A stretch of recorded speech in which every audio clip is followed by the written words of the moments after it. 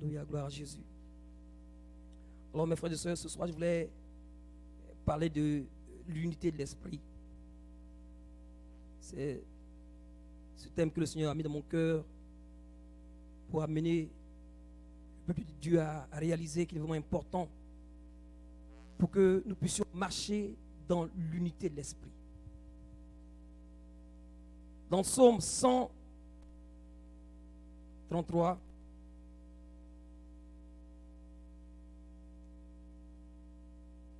il est dit, Cantique des degrés de David, voici, oh, qu'il est agréable et doux pour des frères de demeurer ensemble. Car c'est là que le Seigneur envoie la bénédiction, la vie pour l'éternité. Il est dit que c'est comme l'huile précieuse qui, répandue sur la tête, descend sur la barbe d'Aaron, qui descend sur le bord de ses vêtements. Il s'agit ici de l'unité de l'esprit, l'unité spirituelle. Ce verset nous dit clairement qu'il est bon et doux pour des frères de demeurer ensemble. Et en même temps, ce verset nous donne l'image de cette unité en disant que c'est comme l'huile, mais pas n'importe quelle huile, mais on dit une huile vraiment précieuse qui, répandue sur la tête, descend sur la barbe d'Aaron et sur le bord de ses vêtements. On voit que par cette unité, la Bible déclare que la richesse, c'est-à-dire que Dieu répand une riche bénédiction spirituelle sur le peuple de Dieu lorsque nous demeurons ensemble dans l'unité de l'esprit. C'est aussi vrai pour un chrétien, c'est aussi vrai pour une famille chrétienne, aussi bon aussi pour l'Église de demeurer ensemble dans l'unité de l'esprit. Le mot unité ici a pour synonyme harmonie. L'harmonie. Ça pour synonyme aussi la bonne volonté, la paix, la concorde, la compréhension mutuelle, exprimant une condition que le cœur recherche constamment. Une compréhension mutuelle parmi les frères et sœurs. L'unité parmi le peuple de Dieu est très importante que l'unité des relations humaines naturelles. Dieu permet dans sa grâce que les jeunes, les vieux, les riches, les pauvres, ceux qui sont de toutes des races, de différentes nationalités au travers du monde, s'unissent pour former le corps de Christ, c'est-à-dire l'Église. Donc l'unité n'est pas l'uniformité. L'unité spirituelle, c'est l'ensemble d'un groupe de personnes distinctes, unies par la grâce de Dieu, qui vont dans la même direction pour accomplir un même objectif. On peut lire dans Jean 17, verset 4, il est dit, Jésus dit, j'étais glorifié sur la terre, j'ai achevé l'œuvre que tu m'as donnée à faire. Le Seigneur souhaite que l'unité règne parmi ses disciples. Et nous sommes ses disciples. Nous avons besoin de vivre dans l'unité de l'esprit. C'est vraiment très important. Dans Matthieu 12, verset 25, il est dit, tout royaume divisé contre lui-même est dévasté. Et toute ville ou maison divisée contre elle-même ne peut subsister. Alors, mes frères, nous devons éviter les attitudes et les actes qui suscitent la désunion au milieu de nous, tels que la médisance, la calomnie, les critiques. Nous devons comprendre que Dieu ne veut pas qu'il y ait division, la désunion au milieu de son peuple. Comme on l'a vu dans le psaume, il a dit qu'il est bon et doux pour des frères de demeurer ensemble. Il est bon et doux, il est bon et agréable pour les frères de demeurer ensemble.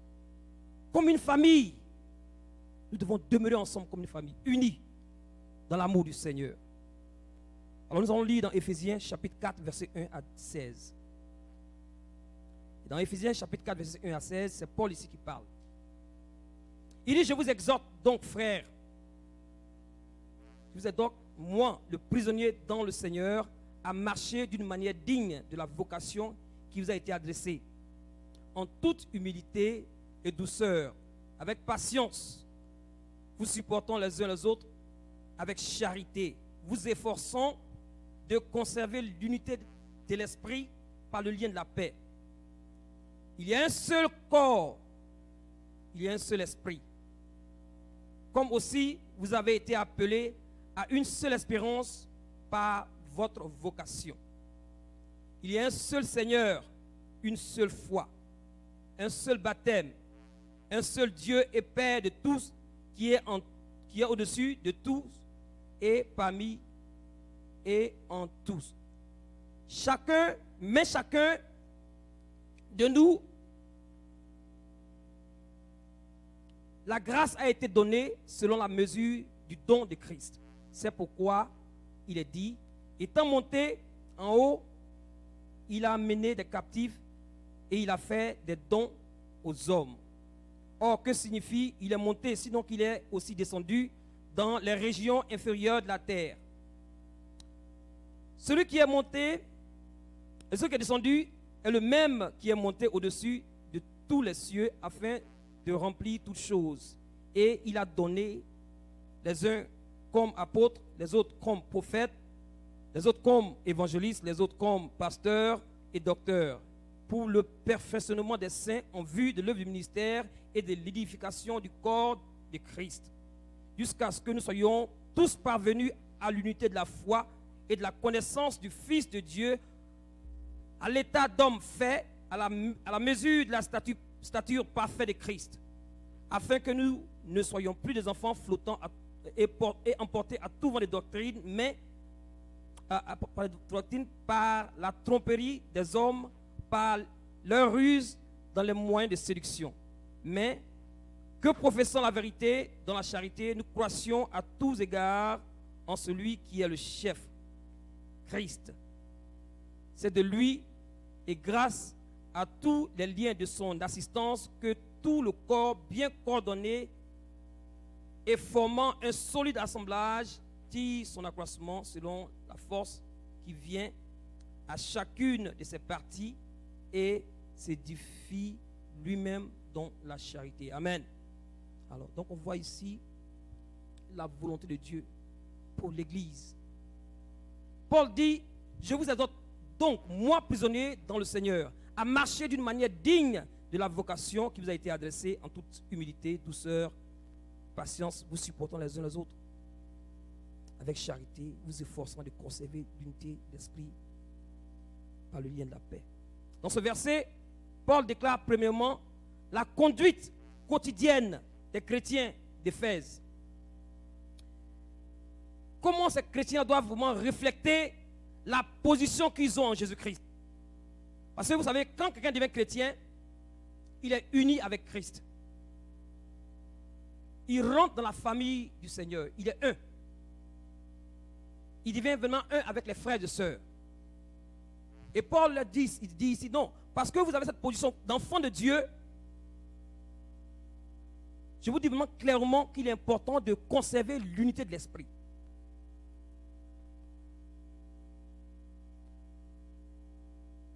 Il est très important, aussi que dans l'église, mais aussi dans nos maisons, en tant que famille chrétienne, de conserver l'unité de l'esprit. Il a dit de marcher d'une manière digne de la vocation qu'il a été adressée, en toute humilité, douceur, avec patience, et qui se supportent les uns les autres, avec charité. L'apôtre leur rappelle qu'ils ont reçu une vocation.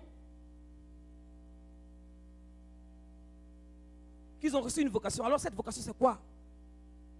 Nous avons reçu la vocation, mes frères, à être semblables à l'image de Jésus-Christ. C'est notre vocation en tant que chrétien. Jésus était uni avec le Père et le Saint-Esprit. Nous avons reçu cette vocation en tant que chrétiens. Nous devons demeurer dans l'unité de l'Esprit.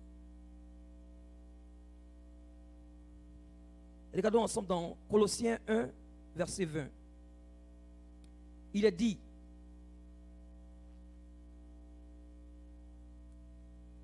il a voulu par lui réconcilier avec tout, il a réconcilié tout avec lui-même, tant que ce qui est sur la terre que ce qui est dans les cieux, en faisant la paix par lui, par le sang de la croix. Donc ici, l'unité des chrétiens se trouve dans le fait que le Seigneur Jésus-Christ a fait la paix avec Dieu pour nous par son sang. Jésus a fait la paix avec Dieu pour nous par son sang. La Bible déclare que nous étions séparés de Dieu à cause de nos péchés. Mais Jésus est venu pour nous réconcilier avec le Père par son sang. Et par le sang qu'il a versé, nous devons bien aimer comprendre qu'il est important pour nous demeurer dans l'unité de l'Esprit. Ça coûte Dieu son propre sang. C'est-à-dire que le sang de Jésus, il fallait que le sang de Jésus coule sur la terre pour que l'homme puisse non seulement être réconcilié avec Dieu le Père, mais que nous puissions demeurer dans l'unité de l'Esprit. Amen. Donc, si quelqu'un a été purifié par le sang de Jésus-Christ, nous sommes avec cette personne, nous sommes un avec cette personne. Même s'il est à Gettysburg, même s'il est dans un autre pays, si il reçoit Jésus-Christ, la Bible dit que nous sommes un avec cette personne. Amen. L'unité ne se trouve pas premièrement dans la doctrine ou dans l'enseignement ou dans la dénomination dont on fait partie, mais l'unité se trouve dans le fait que Jésus a payé le prix pour nous réconcilier avec le Père. Regardons ensemble ce que le Seigneur Jésus-Christ. Le Seigneur Jésus-Christ est seulement un. Jésus a un seul corps. Comme Jésus avait un corps physique, nous sommes maintenant le corps spirituel de Jésus-Christ. Et le corps spirituel de Jésus-Christ n'est pas séparé, n'est pas divisé. Le corps de Jésus-Christ, il a un seul corps. Regardons ensemble dans Éphésiens. Éphésiens 2, c'est ce que Paul disait dans Éphésiens 2, versets 14 à 18. Et regardez ce qu'il dit. Il dit, car il est notre paix. Lui qui des deux n'en a fait qu'un. Et qui a renversé le mur de la séparation, l'inimitié, ayant anéanti par sa chair la loi des ordonnances et des prescriptions, afin de créer en lui-même avec les deux un seul homme nouveau, et en établissant la paix et de les réconcilier les uns les autres et en un seul corps avec Dieu par la croix, et en détruisant par elle l'inimitié. Il est venu annoncer la paix à vous qui étiez loin et la paix à ceux qui étaient près, car par lui nous avons les uns les autres accès auprès du Père dans un même esprit. Nous avons accès auprès du Père dans un même esprit. Ça veut dire quoi? Il dit que Dieu des deux. Vous vous rappelez, dans l'Ancien Testament, il y avait une place, il y avait un mur. Il y avait un mur qui séparait les non-juifs des juifs. Mais quand Jésus est venu par sa mort, ce mur de séparation a été anéanti. Pour que maintenant le peuple de Dieu devienne un. C'est-à-dire, il est venu créer un nouveau. C'est une nouvelle créature. C'est plus juif séparé. On devient maintenant une seule personne. On devient une seule personne. Un. Dieu, le désir de Dieu, c'est que nous soyons un. Nous devons marcher de même pas, d'une même âme, d'un même cœur. Jésus est venu réconcilier. Dieu est venu briser ce mur de séparation qui existait. Il a anéanti par sa chair la loi et les ordonnances. Et c'est pourquoi il est dit dans l'Écriture, il y a un seul corps et un seul esprit, une seule espérance, un seul Seigneur, une seule foi, un seul baptême, un seul Dieu et Père de tous. Dans 1 Corinthiens 6, 17, il est dit, mais celui qui s'attache au Seigneur est avec lui un seul esprit. Quand tu acceptes le Seigneur, tu deviens un avec le Seigneur. C'est pas la Bible que notre corps lui appartient. La Bible dit que votre corps est le temple de cet esprit. Donc tu ne peux pas prendre ce corps-là pour aller faire du n'importe quoi, parce que tu es un maintenant avec le Seigneur. Et non seulement tu es un avec le Seigneur, mais tu es un avec les frères et sœurs de l'église de la Grande Moisson. Là où le Seigneur t'a planté, nous sommes un. Nous devons réaliser que nous sommes un. Nous devons marcher dans l'amour du Seigneur. Et c'est ce que Paul attend de dire ici. Il dit, à cause de votre position que vous avez en Christ, voilà maintenant comment vous devez vous comporter. Si tu sais que tu es un maintenant, tu sais que tu as une position qui te met dans l'unité avec tes frères, tu dois marcher pour conserver l'unité de l'esprit. Je ne sais pas si vous voyez. Parce que si tu réalises, aussi dans que tu n'as pas réalisé que tu as une position d'unité avec tes frères, il te sera difficile de rester dans le même esprit avec les frères et sœurs. Mais autant que tu comprends que quand tu es en Christ, tu es devenu une chair avec Christ, tu es devenu une chair avec, tu es devenu un seul esprit avec Christ, tous ceux qui reçoivent Christ aussi rentrent dans cette même position-là. Ils deviennent un en Christ. Nous sommes un. Parce que nous sommes pourquoi? Parce que nous sommes en Christ. Nous sommes une seule chair. En Christ. Un seul esprit. Et c'est pourquoi Paul leur dit, si quelqu'un a été purifié par le sang de Jésus-Christ, nous sommes un avec cette personne. Et c'est pour cela nous devons de manière pratique agir pour conserver l'unité de l'esprit. De manière pratique. Parce que tu sais que tu as une position d'unité avec ton frère et ta soeur.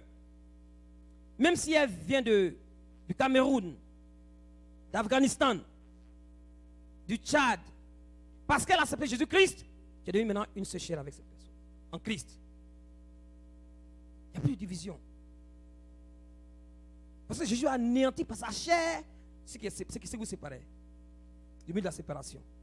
Alors, c'est pourquoi Paul, il les exhorte. Il dit, je vous exhorte donc, moi, prisonnier dans le Seigneur, à marcher d'une manière digne de la vocation qui vous a été adressée.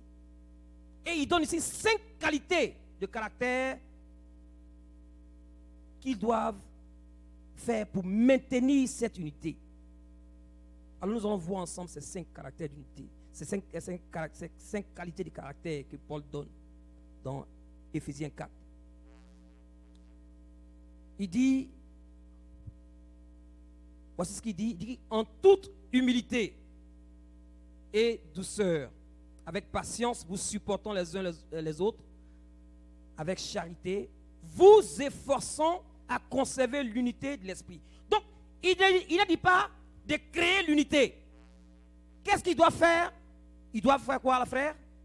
Ils doivent conserver l'unité. Ils n'ont pas besoin de créer l'unité. Parce qu'ils sont devenus un avec Christ. Ils sont dans cette position d'unité. Leur travail est de faire quoi? De conserver cette unité.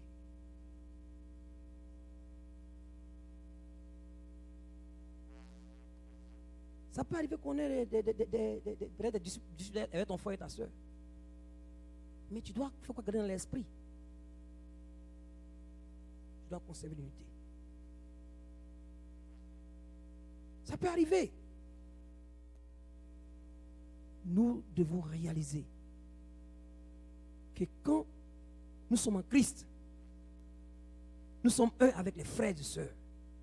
Ça peut arriver que les choses peuvent arriver. Ça peut arriver, mais toujours dans l'esprit, nous devons maintenir que nous devons conserver l'unité de l'esprit. Conserver. Et c'est le commandement que Dieu dit à l'Église. Conserver l'unité de l'esprit. Nous devons conserver. Parce que c'est important. Ça a coûté le sang de Jésus-Christ sur la croix de Golgotha pour maintenir cette unité-là.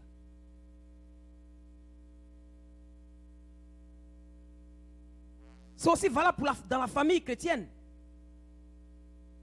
tu es marié avec ta femme, tu dois faire tout pour conserver cette unité. C'est vraiment important. Parce que quand vous demeurez un, on a vu que dans le Psaume 133, il dit que quoi? Que le Seigneur envoie la bénédiction pour l'éternité. La vie pour l'éternité. Amen.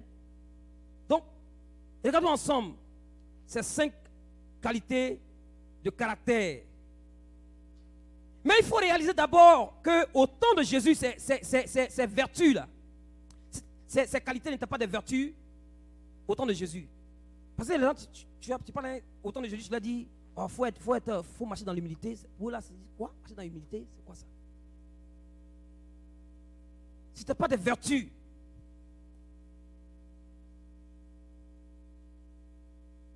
Ce n'était pas des vertus pour eux d'agir avec douceur.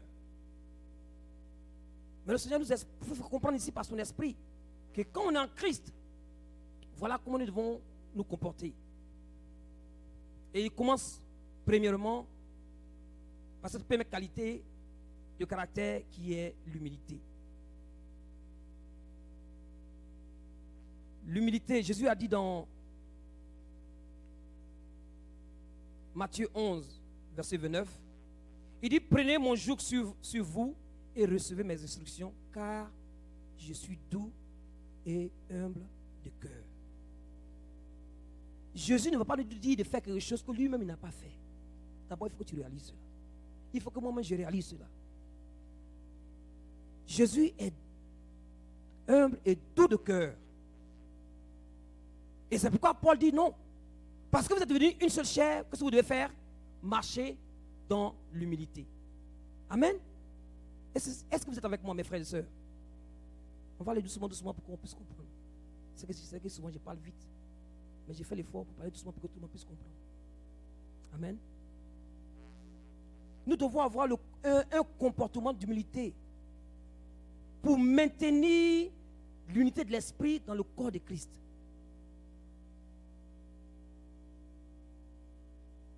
J'ai besoin de marcher dans l'humilité pour que je puisse maintenir l'unité de l'esprit. Si je suis dans un groupe, c'est le groupe des hommes, des femmes, le groupe musical, c'est vraiment important de maintenir cette marche d'humilité pour qu'on puisse conserver l'unité d'esprit, c'est-à-dire maintenir, conserver cette unité d'esprit. Et nous devons avoir ce comportement. Quelle que soit ta position, tu es ancien ou bien tu es, je ne sais pas ce que tu es, on a besoin de marcher dans l'humilité. Amen. Nous devons marcher dans l'humilité. Parce que nous savons tout ce que Dieu dit quoi? Il résiste aux orgueilleux, mais il fait quoi? Il fait grâce aux humbles. Non seulement ça, il n'y a rien que nous n'ayons reçu. Tu es à la maison, tu es dans la maison de Dieu là. Tout ce que tu as reçu là, même quand tu es au dehors, tout ce que tu reçois vient de qui? Ça vient du Seigneur.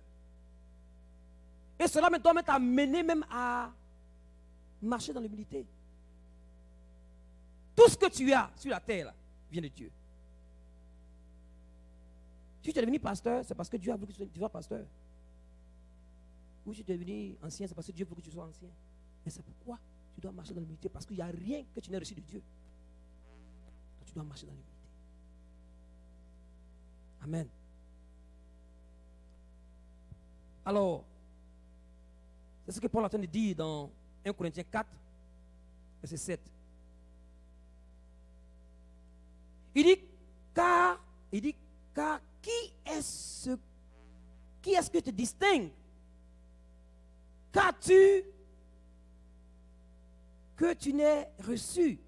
Et si tu l'as reçu, pourquoi te glorifies-tu comme si tu ne l'avais pas reçu?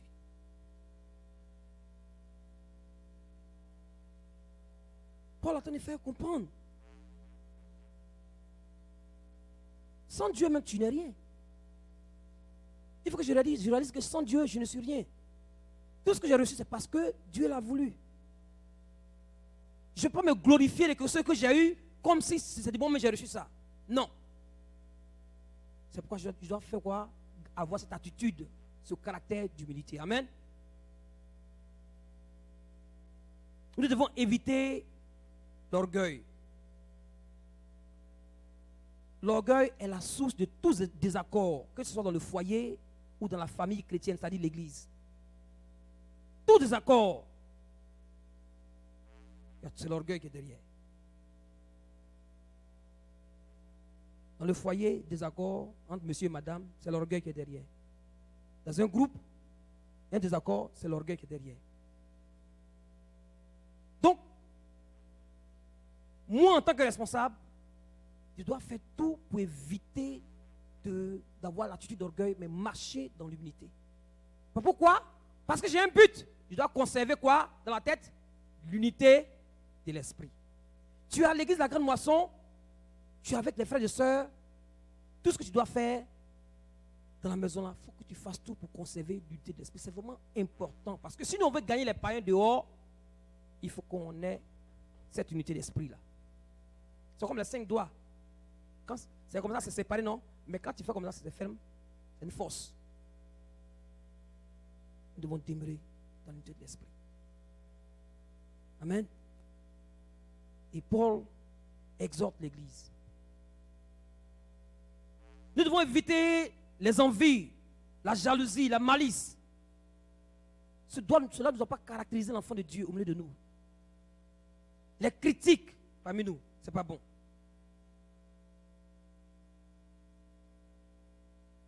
Nous devons faire tout pour conserver l'unité de l'esprit.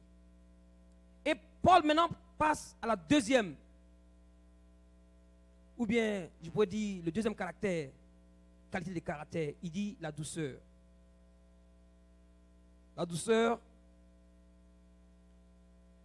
elle n'est pas, ça ne veut pas dire être faible. Quand quelqu'un est doux, ça ne veut pas dire que la personne est faible. Mais c'est une attitude à l'égard de l'autre. Il faut être doux. Parce que, bon, tu ne sais pas même parce que la personne traverse. Souvent, quand quelqu'un dit quelque chose, on prend tout ça toujours mal. Non, même si il a bon, toi, faut être doux, la douceur. Il faut agir avec douceur. Je dois agir avec douceur envers mes frères et sœurs. Pourquoi? Parce que je veux conserver quoi? L'unité de l'esprit. Mes frères, si on a compris qu'on doit conserver l'unité de l'esprit, ça va éviter beaucoup de querelles dans l'église. Que ce soit notre but, que ce soit dans ta maison, en tant que famille chrétienne, et que tu sois dans un groupe quelconque, tu dois faire tout en gardant dans l'esprit que tu dois garder l'unité de l'esprit. Fais tout pour maintenir cette unité. Ne pas être dur dans nos rapports les uns avec les autres. Que je ne sois pas dur envers mes frères et sœurs. Je peux être dur envers moi-même, il n'y a pas de problème. Mais avec mes frères et sœurs, il ne faut pas que je sois dur avec eux. Tu es dans ton foyer avec ton épouse. Il ne faut pas être dur avec elle. Il faut avoir la douceur. Jésus dit quoi? Il dit, je suis doux. Je suis humble de cœur et doux. On doit avoir ce caractère de douceur. Amen. Il faut être doux envers tes enfants. Il y a des parents qui sont trop durs.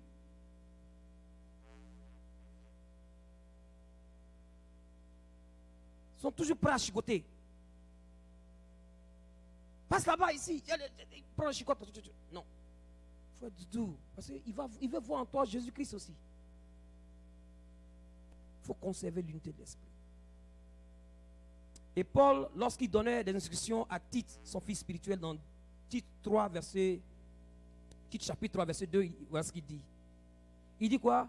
Rappelle-leur d'être soumis aux magistrats et aux autorités, d'obéir et d'être prêts à toute bonne œuvre. C'est-à-dire à toute bonne œuvre, ne médisant de personne, d'être pacifique, modéré, plein de douceur envers tous les hommes. Vous voyez? Les instructions de Paul à Timothée, c'est aussi valable aussi pour nous. Il dit, quand vous allez dehors, là, voilà comment vous devez vous comporter. Comment vous devez vous comporter? Hein? Il faut être quoi? Il faut se soumettre aux autorités. Il faut être prêt à obéir. Il faut être prêt à agir par les bonnes œuvres. Il ne faut pas médire, c'est pas parler mal d'une personne. Quoi? D'être pacifique, modéré, plein de douceur envers tous les hommes. Et cette qualité de caractère-là est vraiment très importante pour les frères et sœurs dans l'église. Très important pour les frères et sœurs dans l'église. La douceur. Nous devons marcher d'une manière digne de la vocation qui nous a été adressée, en toute douceur. Amen. Et il continue à dire, le troisième qualité de caractère, c'est la patience ou la longanimité. Il faut être patient. Souvent on est patient avec soi-même, mais on est patient avec le frère ou la sœur. Le Seigneur dit non, il faut être patient, il faut supporter. Il faut supporter ton frère et ta sœur. On est toujours quick, c'est-à-dire rapide. Quand la personne a fait quelque chose, c'est fini, ça c'est fini. Le Seigneur dit non, il ne faut pas qu'on fasse. Non. Même s'il a mal agi, il faut être patient avec lui. De la même manière, nous sommes patients avec nos enfants à la maison, ou bien nos frères et sœurs dans la chair, mais c'est aussi valable pour ton frère en Christ. Il faut être patient. Il faut supporter. Nous devons nous revêtir de la patience. Dans mon foyer avec ma femme, j'ai besoin d'agir avec patience. De la même manière que je veux que Dieu soit patient avec moi, non, je dois faire la même chose aussi avec mon frère, ma soeur, avec mon épouse. Nous devons agir avec patience. Ah, aujourd'hui, elle m'a dit ça. Non, c'est fini. Non. Mais toi, on ne peut pas te dire quelque chose un jour. Comment on ne peut pas te dire quelque chose? Dis quelque chose, d'accord, il n'y a pas de problème. Il faut te calmer. C'est ton frère, ta soeur, elle a dit quelque chose. Il ne faut pas donner, il faut être patient. Il faut être patiente. C'est ton mari, il a dit quelque chose, il faut être patient. C'est ta femme, elle a dit quelque chose, il faut être patiente. Pourquoi? Parce que tu as un but. Tu veux conserver l'unité de l'esprit. Conserver l'unité de l'esprit. C'est ça le but. Et quatrièmement, la quatrième qualité, chose importante, ici, il dit, vous supportons les uns les autres. Vous supportons les uns les autres dans l'amour. Et ceci implique que nous devons endurer patiemment les défauts. Il faut endurer patiemment les défauts. Même quand ça fait mal, même dans la méchanceté, il faut endurer patiemment les défauts. Quand tu es marié, il ne faut pas dire que quand tu es marié, tu penses que ta femme elle est parfaite. Non, elle n'est pas parfaite. Quand tu es avec ton frère et ta soeur, ton frère et ta soeur, il n'est pas parfait. Mais il faut le supporter. Combien de fois Jésus nous a supportés? Jésus n'a pas dit non, cela même, ça là, c'est faux. Moi je n'aime pas mourir pour eux, mais regarde comme ils sont. Parce qu'on n'est pas parfait. Il faut supporter ton enfant. L'enfant, non, mais je parle, il ne comprend pas. Il ne comprend pas. Bon, d'accord. Il faut le supporter. C'est ton enfant. On doit se supporter les uns les autres, mon frère. Avoir de la tolérance. Être calme. Avoir la maîtrise de soi, quelles que soient les circonstances. Avoir la maîtrise de soi. Pourquoi? Parce que nous avons un but. Nous devons conserver l'unité de l'esprit. L'unité du corps de Christ est tellement importante aux yeux du Seigneur qu'il encourage même les chrétiens à souffrir de l'injustice plutôt que d'entreprendre une action qui pourrait faire du tort au corps et puis diviser le corps. C'est tellement important, l'unité de l'esprit est tellement important. Le Seigneur dit que oui, parce que l'unité de l'esprit est tellement important, tu dois être prêt à supporter. Même si on t'a fait un tort, tu dois être prêt à supporter. Pourquoi? Parce que tu veux conserver l'unité de l'esprit. Si je dois même souffrir parce que quelqu'un a fait quelque chose, mais parce que j'ai dans la tête de conserver l'unité de l'esprit, il n'y a pas de problème, je vais souffrir pour ça. Amen. Et c'est ce qu'il est dit dans 1 Corinthiens, chapitre 6, verset 7. Regardons ensemble. Ici, dans 1 Corinthiens 6, il y avait des chrétiens qui avaient des disputes entre eux. Et Paul dit, c'est vraiment dommage qu'ils ont des problèmes entre eux. Au lieu de régler ça entre eux, ils s'en vont voir des païens pour régler leurs problèmes. Vous qui allez, on dit qu'un jour vous avez jugé des anges. C'est vous, vous avez les païens, vous allez pour régler vos problèmes. Si tu as un problème avec ton frère, ta soeur à l'église ici, il ne faut pas aller vers les païens. Il y a les pasteurs qui sont là, il y a les anciens qui sont là pour régler le problème. Beaucoup de chrétiens qui ont des problèmes, ils vont, d'autres sont mariés, ils sont chrétiens, hein, ils ont des problèmes, ils vont vers les païens. Non. Vous avez l'esprit de Dieu en vous, la sagesse de Dieu en vous, vous pouvez régler ça entre vous. Mais ici, on dit quoi? Regardez ce qu'il dit au verset 7. 1 Corinthiens 6, verset 7. Il dit quoi? C'est déjà un défaut chez vous que d'avoir des procès les uns avec les autres. Pourquoi ne pas souffrir? Attendez, qu'est-ce qu'il dit? Pourquoi ne souffrez-vous pas plutôt quelques injustices? Pourquoi ne vous laissez-vous pas plutôt dépouiller? Je ne sais pas si vous comprenez. Il est en train de parler des frères chrétiens. C'est comme nous, on peut dire ça. Moi, lui va me dire ça. À l'église, il va me dire ça. Moi, là, je ne laisse même pas. Le Seigneur dit non, oui, on va te dire ça. Toi, oui, on va te dire. Il faut supporter.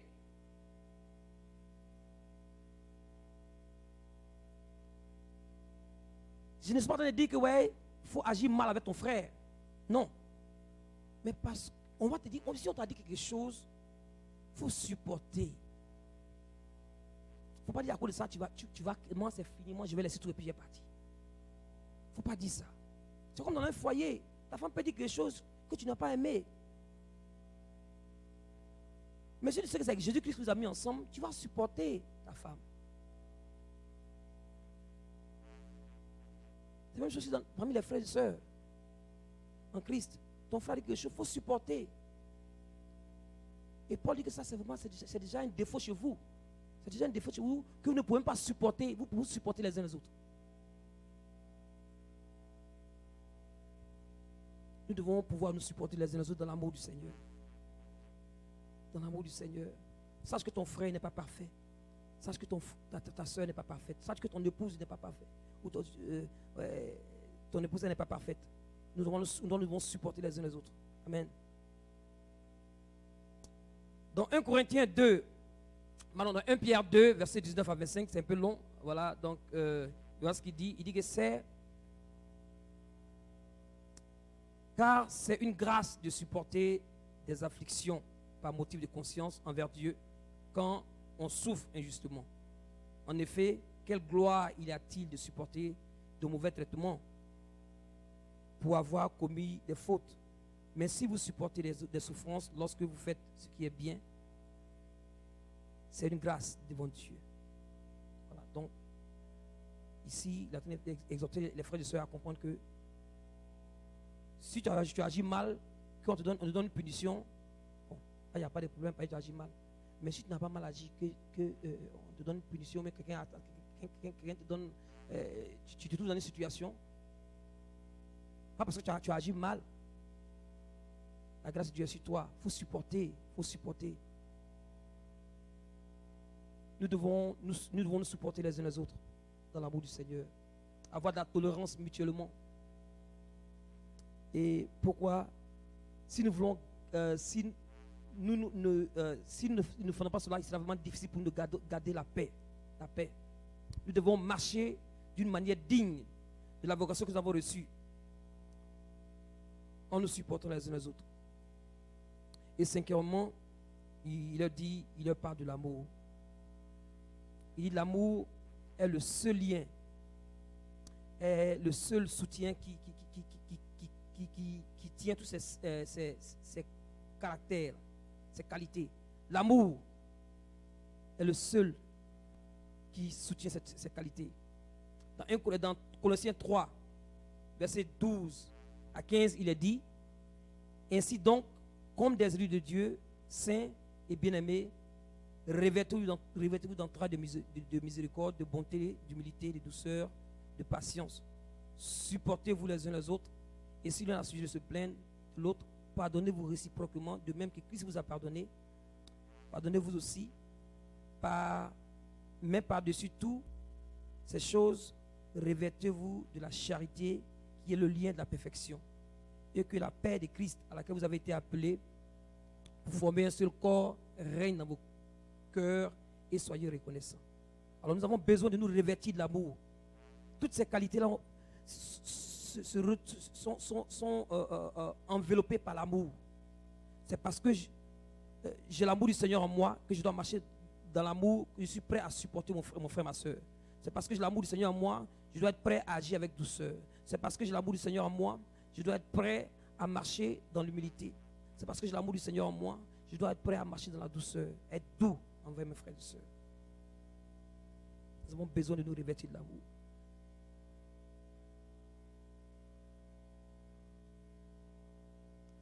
Mes frères, s'il n'y a pas d'unité dans le corps de Christ,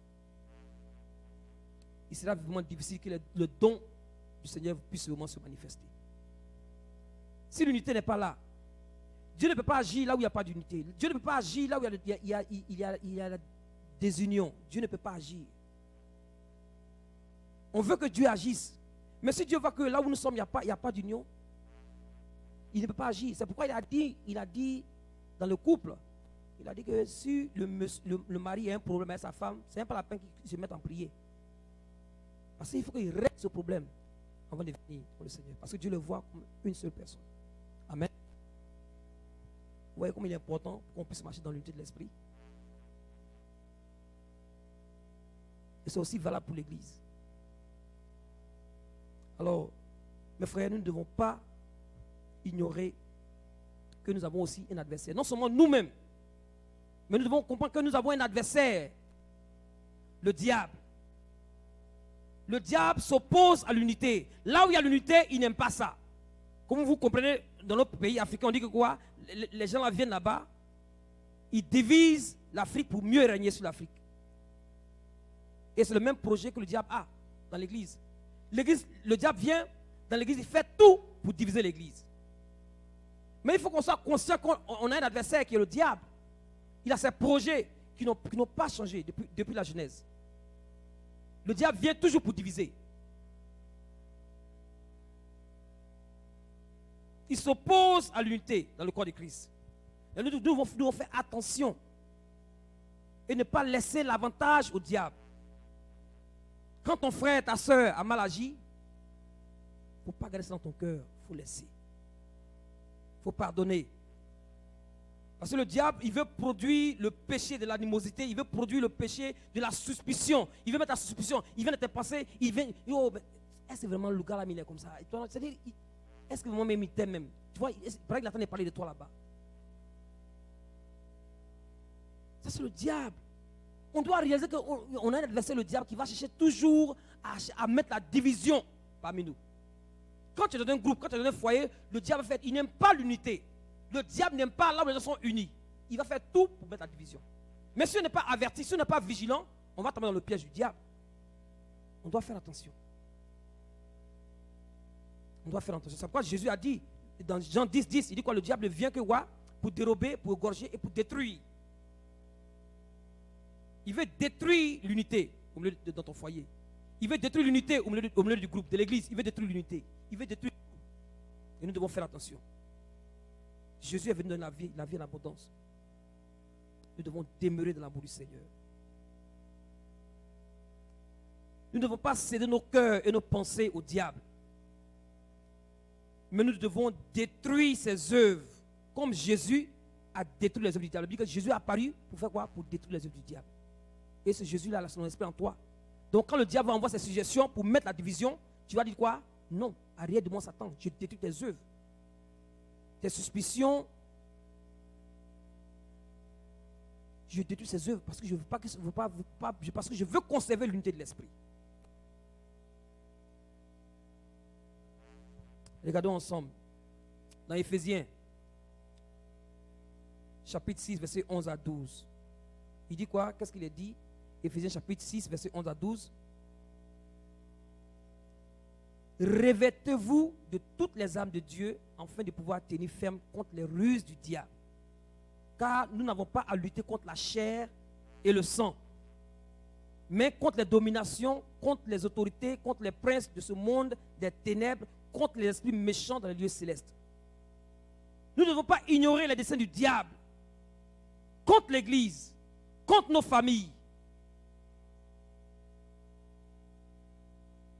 Mais nous devons nous revêtir des armes de Dieu afin de tenir ferme. Quand ils vont chercher à mettre la division dans l'Église, on va dire non. Quand il va vouloir chercher à mettre la division dans nos foyers, on doit dire non. On doit être ferme là-dessus, mes frères. Si nous ne sommes pas fermes là-dessus, le diable aura la victoire. Quand il dit être ferme, ça dit être ferme dans conserver l'unité de l'esprit. Conserver l'unité de l'esprit. Comment très important. Dans Romains 15, versets 5 à 6, il est dit que le Dieu de la persévérance et de la consolation vous donne d'avoir un même sentiment les uns envers les autres, selon Jésus-Christ, afin que tous ensemble, d'une seule bouche, vous glorifiez le Dieu et Père de notre Seigneur Jésus-Christ. Accueillez-vous donc les uns les autres, comme Christ vous a accueillis pour la gloire de Dieu. Dans 1 Corinthiens 1, verset 10, il est dit, je vous exhorte, frères, par le nom de notre Seigneur Jésus-Christ, à tenir un même langage, à ne point avoir de division parmi vous, mais à être parfaitement unis dans un même esprit et dans un même sentiment. Nous devons être parfaitement unis dans un même esprit. C'est la volonté de Dieu. Tu dis, Seigneur, je vais faire ta volonté. Voici la volonté de Dieu pour toi. Voici la volonté de Dieu pour nous ce soir. C'est que nous restons unis. Et c'est ça la prière du Seigneur Jésus-Christ. Quand Jésus voulait donner une illustration parfaite d'une véritable unité, Jésus s'est référé quoi? À la Trinité. Dieu le Père, Dieu le Fils et le Saint-Esprit, ils sont un. Nous aussi, nous devons être un. Les frères et sœurs, un. Jésus a dit quoi? Il dit, je ne suis plus dans le monde et ils sont dans le monde. Ça, c'est dans Jean 17, verset 11. Je vais à toi, Père Saint, garde en ton nom ce que tu m'as donné, afin qu'ils soient un, comme nous. Le Père, le Fils et le Saint-Esprit sont égaux, mais ils forment une unité et sont un. Au verset 21, il dit quoi? Verset 21, Jean 17, il dit, afin que tous soient un, comme toi, Père, tu es en moi, et comme moi je suis en toi, afin qu'eux aussi soient un en nous, pour que le monde croie que tu m'as envoyé. Vous voyez l'importance de l'unité de l'esprit?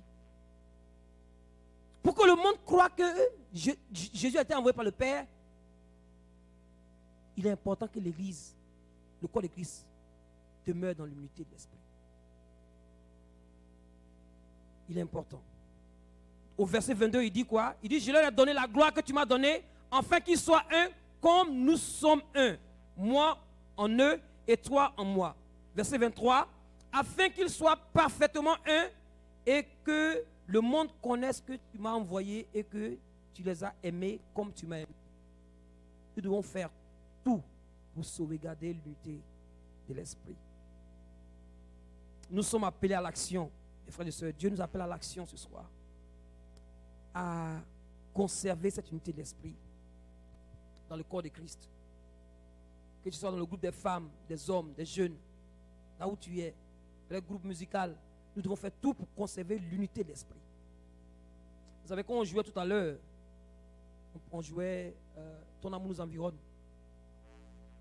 Je jouais ma partition, le frère avait joué sa partition, Des jouait, et puis le frère Josias jouait sa partition, mais on partait ensemble. Je ne sais pas si vous voyez. Chacun ne jouait pas ce qu'il voulait. Peut-être au début, avant de commencer, on faisait ça. Mais quand il était prêt, quand les sœurs ont commencé à entonner le cantique, on était tous, on parlait tous dans la même direction. C'est ça. Demeurer dans l'unité de l'esprit. Qu'il n'y ait pas de division au milieu de nous. Qu'il n'y ait pas de division.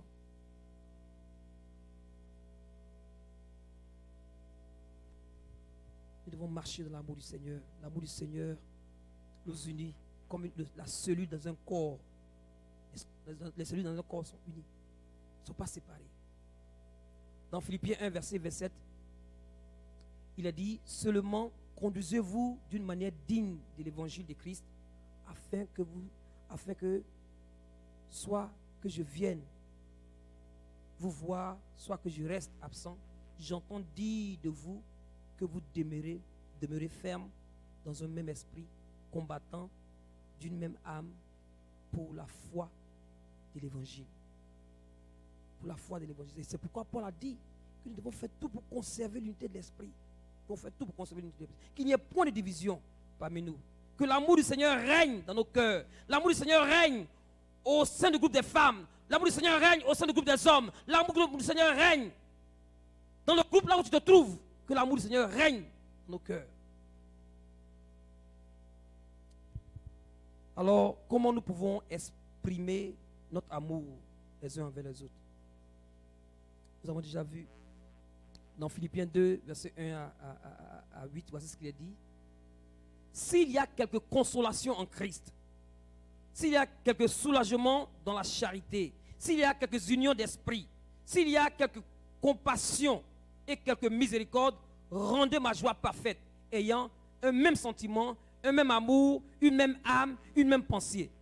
Ne faites rien par esprit de parti ou par vaine gloire, mais que l'humilité vous fasse regarder les autres comme étant au-dessus de vous-même. Que chacun de vous, au lieu de considérer ses propres intérêts, considère aussi ceux des autres. Ayez en vous les sentiments qui sont en Christ, lequel, existant en forme de Dieu, n'a point regardé comme une proie à arracher d'être égal avec Dieu.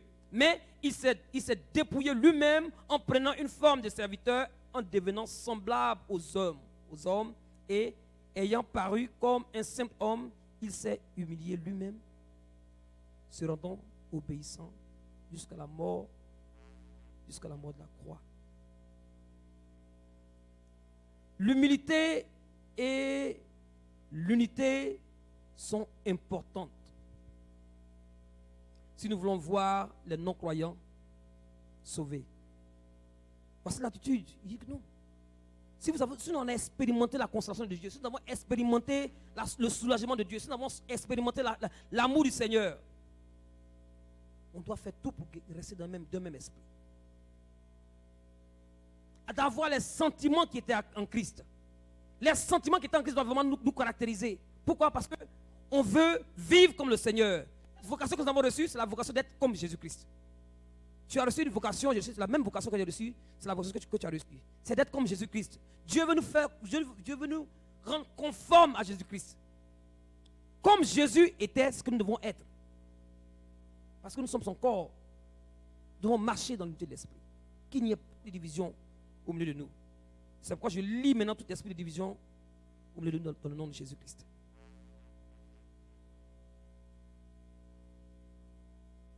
Paul dit, on doit s'accueillir les uns les autres. Si tu as une soeur qui est en Christ, qu'elle vient du Cameroun, ou l'autre vient de Centrafrique, c'est ta soeur. Il faut l'aimer. Pas quand culte l'a fini, tu as parti seulement rester avec les gens, peut-être qu'ils sont les Ivoiriens. Pas que tu es Ivoirienne. Ouais, les Centrafricains, c'est seulement les Centrafricains. Non. Le corps de Christ n'est pas divisé. Il faut aller vers la soeur qui n'a pas encore parlé depuis que tu es à l'église là. Ça fait 3 mois que tu es ici, la soeur vient, tu n'es jamais allé dire vers la soeur, comment ça va? Non, tu la vois peut-être les feintes même, tu feintes, mais sur les feinteurs même. La soeur vient là-bas, oh, attends. Eh, viens. C'est pas parce qu'il veut parler, mais parce qu'il veut éviter la présence là-bas, il fait ça. Non. Le Seigneur n'est pas aveugle. Il n'est pas aveugle. Tu penses que tu es fait, mais le Seigneur voit ça. Et puis tu vas te mettre à genoux. Alléluia, louons le Seigneur. What is that? Non. Il ne faut pas laisser ton moi venir prendre le contrôle. Laisse le Saint-Esprit. Il faut contrôler tes émotions, non pas d'intellect. Il faut que tu contrôles. Fais l'action. Ce que la parole de Dieu dit de faire, il faut faire. Parce que tu vas être béni. Et il est bon et doux pour des frères de demeurer ensemble. Il ne faut pas laisser la chair te contrôler. Il faut dominer sur ta chair.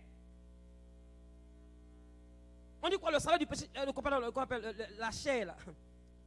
La chair conduit à la mort, mais l'esprit conduit à la vie. Il ne faut pas laisser la chair te dominer. Ta soeur camerounaise, là, tu n'as pas encore salué, il faut la saluer. Aujourd'hui, si tu es ici, que tu n'as pas encore salué quelqu'un, aujourd'hui, il faut faire l'effort. Le Saint-Esprit te demande d'aller le saluer. Et si tu veux obéir au Seigneur, tu seras béni. Le commandement de ce Seigneur, c'est d'aller. Mais si tu es, il dit d'abord, il dit aller vers les païens. Mais tu es capable d'aller vers ton frère, ta soeur qui est ici. Et c'est vers les païens que tu vas aller. Commence à la maison.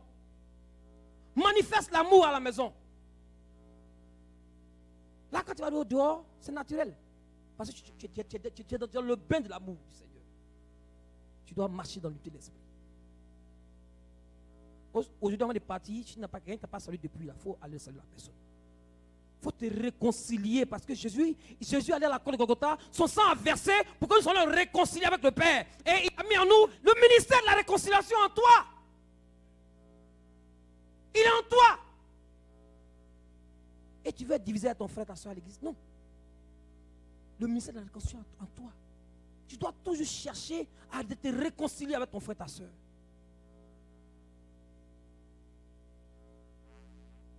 Il ne faut pas avoir des pensées négatives avec ton frère, ta soeur. Il ne faut pas avoir des pensées. Non. Ça, c'est le diable. Il ne faut pas le laisser prendre sur ta vie.